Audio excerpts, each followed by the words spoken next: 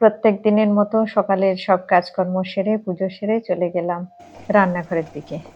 আজকে একটা বউ ভাতের নেমন্তন্ন আছে, তাই রান্না খুব শর্টকাটে হবে। চারিদিকে বিয়ের মরশুম। যে মেয়েদের বিয়ে হতে চলেছে সে তাদের উদ্দেশ্যে কয়েকটা কথা বলতে চাই। তোমরা হয়তো খুব আনন্দে আছো, ঘর হবে, বর হবে, সন্তান হবে, সংসার হবে। হ্যাঁ, সবই হবে। কিন্তু এর মাঝে তুমি একটা মূল্যবান জিনিস হারাতে চলেছো।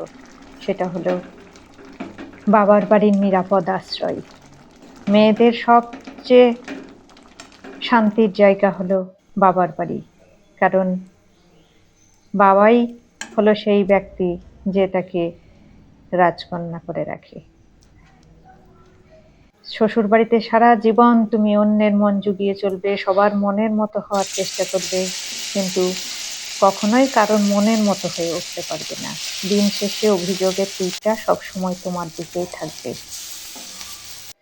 তোমাকে তোমার মতো করে কেউ বুঝবে না, মা বাবার মতো করে কেউ বুঝবে না। ভালো ভালো রান্না করবে, কখনো কেউ প্রশংসা করবে না, বরং কি খুঁত আছে সেটাই বেশি করে তুলে ধরবে। এই পৃথিবীতে বাবাই হলো সেই ব্যক্তি যে মেয়ের নুনে পোড়া রান্না খেয়েও বলে খুব ভালো হয়েছে। তাই কেউ তোমার প্রশংসা করবে এমন আশা কিন্তু রেখো না, তাহলে খুব কষ্ট পাবে। বাবার বাড়ি তুমি অবশ্যই যাবে, কিন্তু দুদিনের অতিথি হয়ে। সেই পার্মানেন্ট জায়গাটা আর থাকবে না।